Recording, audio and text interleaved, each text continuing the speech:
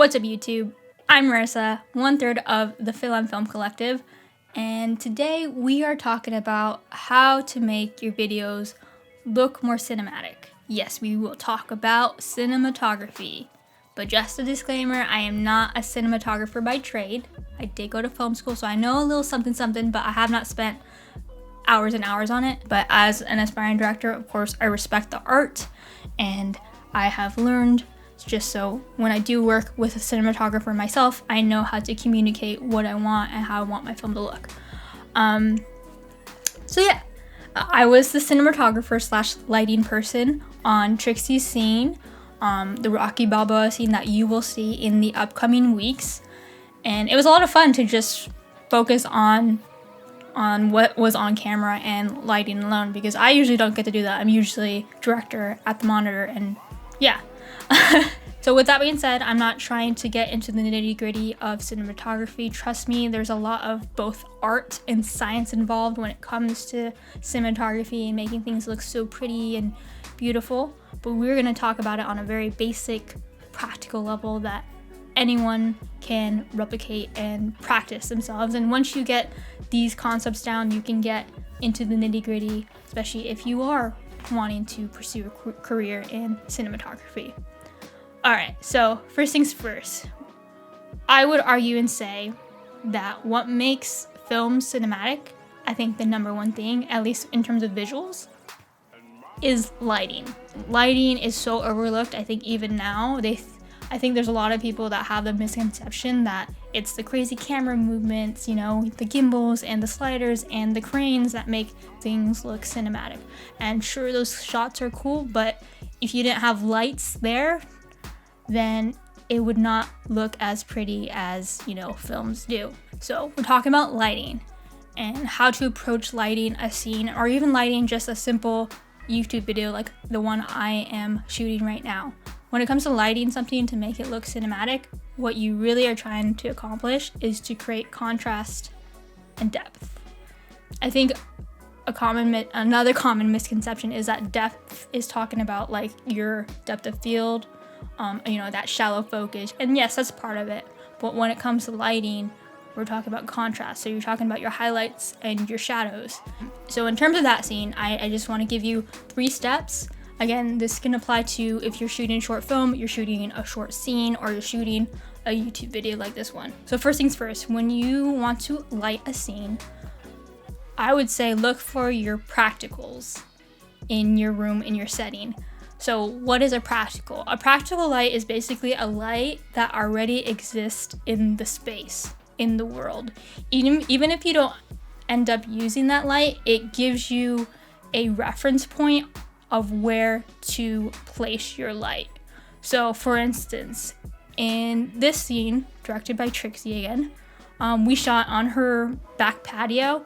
She had a patio light. I didn't particularly like the quality of the light. It was very yellow, so I was like, okay, the light is coming from here, so that's where my light source will be, but I'm shutting off that light, and I had a larger light, a cinema light, a video light that I was going to use instead. But I still was like, okay, that's the general direction that the light is going to go and light is going to come from. To make this a little bit more, I guess, easier to grasp, it's kind of like if you're in a car, right?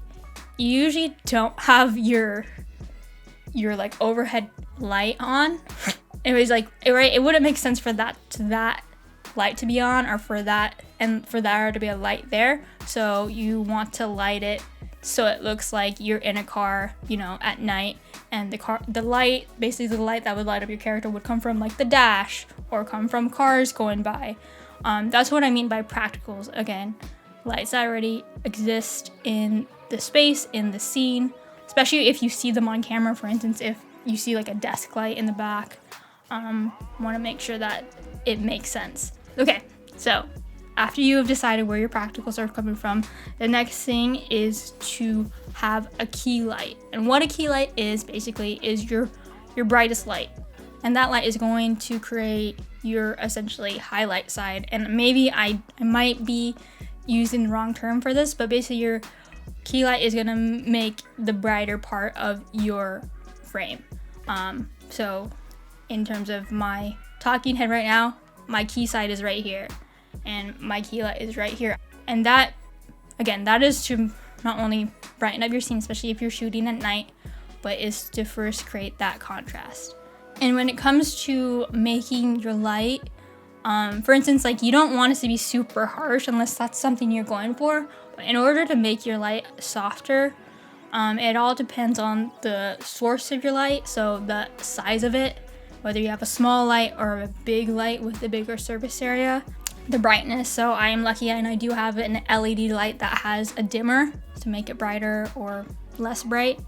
And then the distance. So if you want your light to be softer, again, moving it further away from your subject will make it softer on their face. I have a tiny room, so I can't really make it farther away from me, so I do bounce the light off my walls so that it hits me, and that it, again, since it's taking a little bit more time to travel, it is going to be softer right here. Ooh, this is getting super in depth, and I didn't even know I would go this far, but here we go.